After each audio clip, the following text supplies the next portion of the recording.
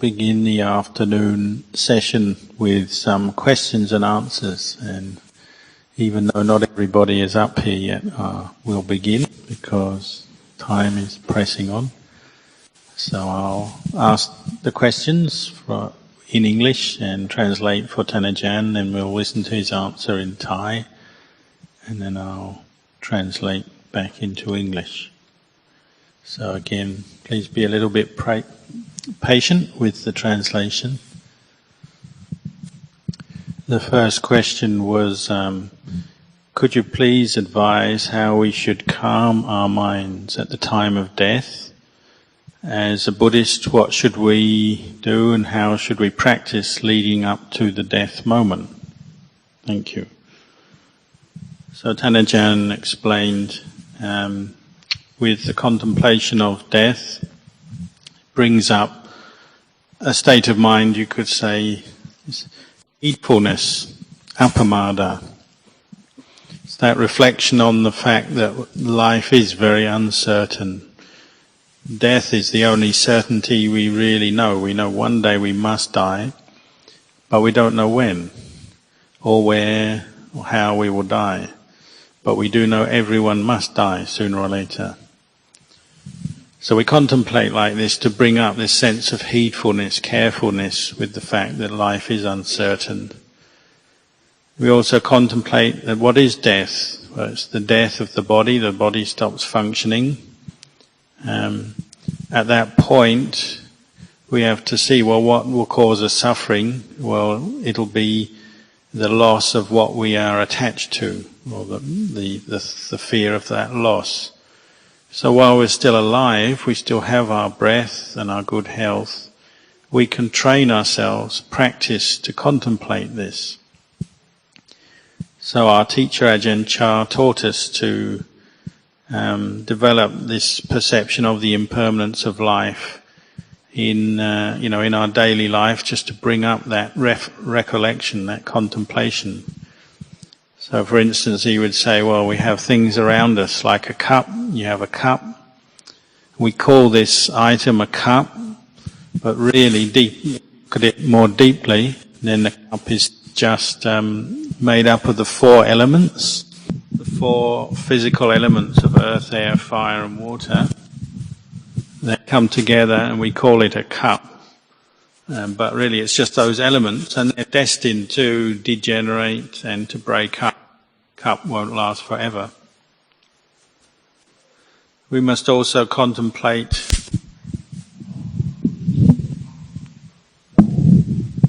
in a way maybe to reflect, well, what if I was to die today? How would I practice? What would I do to meet my death if it was coming today? And you might realize that I need to practice mindfulness. I need to recollect all the good practice that I've done in my life, the good things, the good states of mind, and bring that up right now. Particularly the meditation I've done, the meditation objects and techniques I've used and developed through my life. It would be a cause for you to turn to that if you are facing your death today. So we might have practiced recollecting the Buddha, Dhamma, Sangha, and the qualities of the Buddha, Dhamma, Sangha. We might remember, say, when you come into a hall like this, you bow to the Buddha statue. If you've done that many times through your life, you'll be able to remember what a Buddha statue looks like, the face of the Buddha, the serenity, the peace of the Buddha. And as you recollect that, bringing up mindfulness, you can make your mind peaceful at that time. Or you might just practice using the mantra Buddho, which means the awakened one, and just bring mindfulness to put attention on this word Buddho, Buddho, Buddho, and make the mind very peaceful. We have to think about it. When we die, we must give up everything, give up our possessions, separate from the people we love and like, and so on. So for our mind to be peaceful at that point, we have to practice this first. This is what we learn when we practice meditation. We're helping to accept the fact that these things are impermanent and that we must separate from them.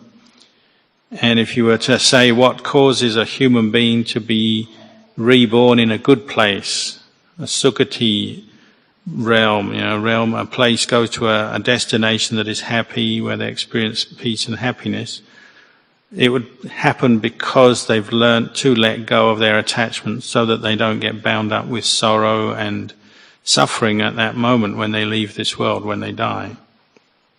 So we have to practice keeping our mind in a wholesome state.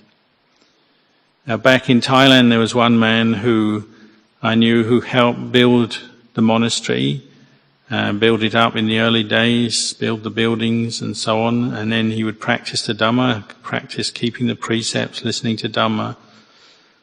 Later in life, he got cancer, very serious cancer. And at first, the illness was so strong, it depressed him. He went into a sort of great depression. His mind was very dark and in a sort of very negative state. But he managed to get through that. Perhaps the good karma of having helped the monastery over the years helped him. And later on, even though he was still ill, he began to practice meditation again, using the mantra Buddho. And so for the last 6 months of his life, he was meditating, and he managed to make his mind very peaceful and prepare himself for death in that way. Then later on, even at his own funeral, that man, people actually saw him appear near the coffin and near where I was giving a Dhamma talk. And he came into the dream of his wife and children and just told them in the dream, I'm peaceful now, I'm going to a good place, you don't have to worry about me. So we should really put effort into our practice so that we can also make our minds peaceful to face the inevitable death that we all must face. The next question.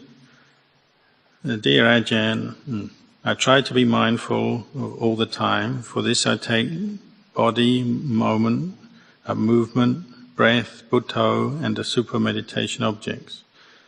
I change these depending on the situation. Is this the correct way? Or should I stick to only one all the time? So I'd recommend you to develop, first of all, a foundation in Buddhanusati, a recollection of the Buddha. And we can do this together with Anapanasati. So as we follow the feeling, the sensation of the breath going in and out, we can recite the word Buddho. So as the breath goes in, Bud, as the breath goes out, To. And keep using that as a way to put one's attention there with the breath and the word Buddho over and over again until one's let go of the distracting thoughts and the mind becomes quiet and still. Once it's reached this one-pointed state, then as thoughts start to come up again, that's the time to turn to contemplate the body. One contemplates by putting attention on the 32 parts of the body, one by one, or contemplate to see the body as the 4 elements, until one develops a clear insight into the selfless or ownerless nature of this body, to see it as just made up of component parts or component elements. There's no real self or being in this body. So any meditation object we use, whether it's the breath, the mantra, or any of the other ones, the aim is always to use it as a skillful way to make the mind calm down, become concentrated, serene. And from that we use that as a foundation for developing insight, for contemplating to see truth in an unhindered way. So whichever meditation object you use it well, do it a lot, meditate on that a lot. The next question is, what is Sankhara? How is it a cause for rebirth? Sankhara means something that is conditioned, or a formation, or something that's fabricated. And there's different kinds of sankharas. There's mental sankharas, citta sankharas. So it's mental formations, states of mind, and so on. There's rupa sankhara, physical formations, such as a person or an animal, a tree, a mountain, and so on. These physical material formations we can divide into those with consciousness, so that means beings, people, animals, and so on, or those without consciousness, so something like a tree or a chair or something like that. So a sankhara, it's a formation that arises through causes and conditions. It comes into being. When those causes and conditions change and finish or end, then that formation will also come to its end, it will disappear. The Buddha taught that the mind, the citta, is conditioned by ignorance, contemplating, going back to the source of all the mental formations we experience. He said, this all arises out of ignorance. Misunderstanding of truth, ignorance of truth leads to the beginning of this conditioning process. Ignorance gives rise or conditions the delusion of self, sense of self, belonging to self, through the arising ignorance conditions, craving, attachment, becoming, and from that we get birth, old age, sickness and death. We get the round of birth and death. If there is no ignorance, then no sankhara, no formations are created. If there's wholesome sankhara, if the conditioning is what we call wholesome or skillful, then we get mental states that become the foundation for a wholesome, or the cause for a wholesome rebirth. So wholesome mental conditioning, mental formations will lead to, say, rebirth at the time of death in a Deva realm, heaven realm, or Brahma realm. Unwholesome mental formations, unwholesome mental states, conditioning the mind, will lead to an unwholesome state of mind at death, lead to a birth in what we call a lower realm, a realm of suffering. If there's no conditioning, mental conditioning going on, we call this visankhara, meaning without sankhara, without conditioning. And this is a way of describing nibbana, the goal of Dhamma practice. It's a state without suffering, without birth or death. And this comes through the result of the practice developing mindfulness and wisdom to end this conditioning process. Ajahn, there are some dangers for Buddhism. For example, I heard that Nalanda in India, one of the great universities, was once burned for 3 months after the Mughals set fire to it. How are we as lay people to share merits with Devas and Nagas and the Sangha and so on for protecting Buddhism and also this monastery? The second part, how do we pay gratitude to seen and unseen forces who are protecting Buddhism in a practical means on a daily basis? Thank you. So the question was about protecting Buddhism from danger, first part, how can we do this? And with sharing merits and so on. And Ajahn continued on from the previous question, just mentioning again that when we look at the human mind, mental formations, sankhara, there's two main kinds. There's the wholesome and the unwholesome. Of course, all sankharas, both physical and mental, are impermanent, changeable.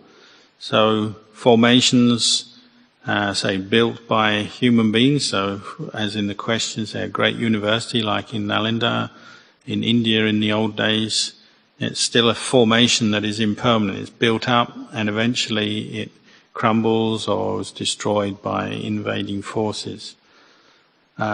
Similarly, the mental formations that led those people to destroy it are also impermanent.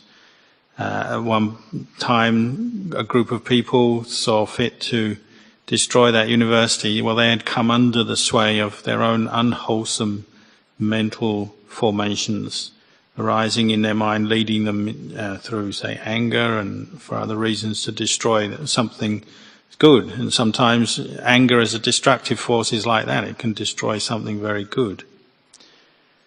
But we can contemplate just the impermanence of formations, both our own states of mind and the material world around us.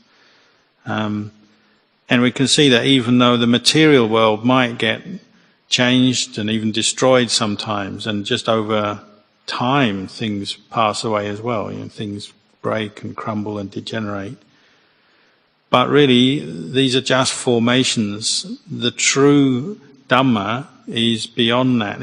It's permanent. It's not impermanent like those formations. It's not impermanent like the mental states of people, the moods of people. It's not impermanent like buildings and so on.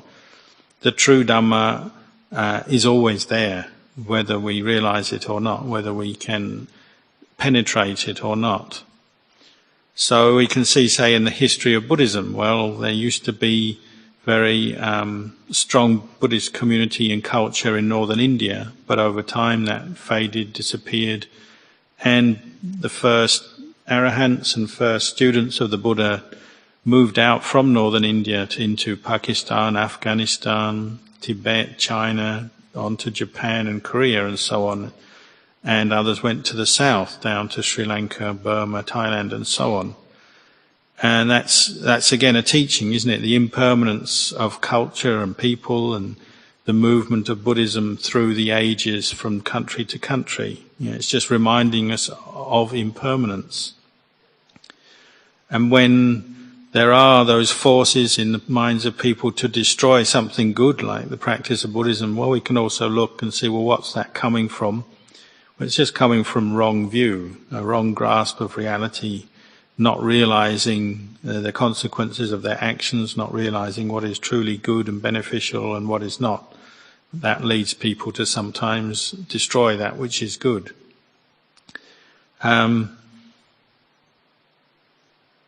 But, they haven't destroyed everything, have they? There still are Buddhist temples around. The teachings are still here, available for us to practice. It's like somebody goes into an orchard and they might destroy some of the fruit trees there and some of the fruit on the trees. But if there's still some trees left, well, those trees can still bear fruit and give us fruit in the future. So this monastery here is still here for us to come and make use of and use as a place to practice and hear the teachings.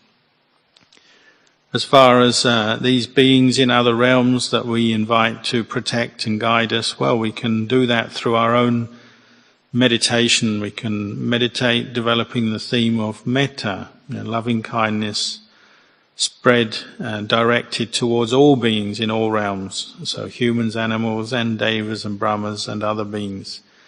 When one develops the meditation on loving kindness, one is doing this to bring up a sense of harmony between people, sense of mutual respect, empathy between people, and to remove the causes for anger and disharmony and destruction from our own minds and from the minds of others.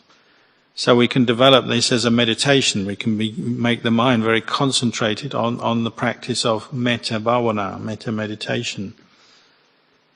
It can also be developed through the use of our own intelligence, our wisdom and our skillful thinking. We can use our minds to do that which is good in life, to help support the religion, help to support and develop our own practice, help to protect and support other people who are practicing in different ways. I was in China a few weeks ago. One of the temples I went to visit there, one of the Buddhist sites, they had a very large statue of the Maitreya Buddha, the next Buddha to arise in the world, at the entrance to the temple, very large, prominent place. Then further away, behind the Maitreya Buddha was a statue of the Bodhisattva, one of the Bodhisattvas, a being dedicated to making merit, building Bharami to become a Buddha, but not yet a Buddha. And the Bodhisattva was holding in one hand a sword. And that sword, it's a symbol of the power in the mind of the Bodhisattva, and you could say in the mind of all people. It's just the recognition that sometimes we also have to protect that which is good. So the Bodhisattva is standing behind the Maitreya Buddha with the sword to protect the Buddha. And sometimes in life it is correct to use the inappropriate way to use, say, strength and the forces of correct forces of law and order and so on to protect that which is good. So we have governments, police and army and those sort of things. They do play a role in just protecting society from any dangers and so on. The other part of the question about how to repay gratitude to those who have protected Buddhism and continue to do this, both the ones we know and the ones we're not aware of. Well, really you repay your debt of gratitude to those who have protected Buddhism through your own good actions, by practicing the Dhamma, making your own life part of the practice, dedicating yourself to the practice, to doing that which is good. We can recollect many, many people in history from the time of the Buddha down to today who have practiced the Buddhist teachings and tried to protect them in different ways, using their own abilities and skills to do this. Sometimes people very prominent in society, like Emperor Asoka in India, who was actually, the most powerful king or emperor in India at that time, a couple of thousand years ago. And once he saw the benefit of the Buddhist teachings, he really put a lot of effort into spreading them, setting up monasteries, and using Buddhist principles in the way he ran the kingdom. Later on, other figures we can look at, like Venerable Buddha Gosajan, who helped to spread Buddhism from southern India into Sri Lanka and across to Thailand. Or another one I was recollecting when I was in India, Anagarika Dhammapala, who did a lot to revive and restore Buddhist holy sites and Buddhist teaching in India and Sri Lanka and around the world. So all of those in history who have struggled to help establish Buddhist institutions, temples and so on, and to protect Buddhism in different ways, we can recollect their good example and try to follow their good example. And we can use them as an inspiration for our own practice to do good, and just try to incorporate some of what these people have done into our own life and see where in our own life we can look after Buddhism through our practice. The last question is, when I'm doing meditation, I go into samadhi, I felt that somebody different to me was giving me instruction. Sometimes I can see very far or a short distance very clearly. If this happens, what is the next step? Please explain. So when we practice meditation and develop mindfulness on an object, then sometimes the mind will settle down and become calm in samadhi. And if there's also insight developing at that time, we say to turn to contemplate our experience. It might be that we can see, say, the impermanent nature of sankharas, these mental states, mental phenomena arising, passing away. If we also have faith in the Buddha and his teachings, then when all these factors are there, the mind is peaceful, wisdom is functioning, our faith is there, then sometimes we can have unusual experiences arise in meditation. Sometimes these come up in the form of visions, nimittas, but there are other kinds as well. These visions might come up through, when they do come up, they're coming up through our own efforts. It's a culmination of all the good practice we've done. We might have practiced dana, kept the precepts, and developed meditation over time. And so at this particular point, the mind has gathered together, and such experiences arise. Sometimes it's more than we can really explain in words. We can't quite say exactly how it arose or in what led to what. But we can see it's through our own efforts in the practice that somehow the mind has brought up a certain insight or a certain new understanding of reality, and this is expressed, say, in a particular experience, like a voice heard or a vision. Often it's because we've been practicing diligently for many hours in succession, or for many days, regularly practicing. It can be that we hear a voice comes up as if teaching us in our meditation. But this is most likely to be our own mind just telling us to keep practicing and giving us encouragement. To really develop the practice, we have to do it regularly on a daily basis. It's just like physical exercise. If you keep doing it, keep at it, then you gradually become stronger. So in the terms of practice, your mind becomes stronger, and then you might have some of these experiences when the mind becomes peaceful. For myself, I've had experiences like this. There's one time I happened to be where there was a dead person. So I was contemplating this dead person, and just they were in the corpse was in front of me, and so I was just contemplating the impermanence of life, how we all come up in this world, we arise into this world, we're born into this world, we live for a while, and then we get old, and then we die. And my mind became very, very peaceful and detached at that moment, contemplating this corpse that was in front of me. And the question arose, what exactly is this corpse? Is it really that person who I knew, there was a name for that person, their background, their personal history, and all the sort of memories I had of that person. On the one hand, I could see all that, I knew all that. But on the other hand, the mind could see also, this is really just conventional reality. We give a name and a personality and all of that to this body which now is dead, lying in front of me. But really deep down, or truly speaking, it's just the four elements. It's just earth, air, fire and water has come together, and here it is before me, and it's breaking up or going back to the elements, are going back to the earth and so on. So contemplating like this, there was a great sense of detachment and a sense of, there's really nothing here. None of that we call a person, a being, is really there.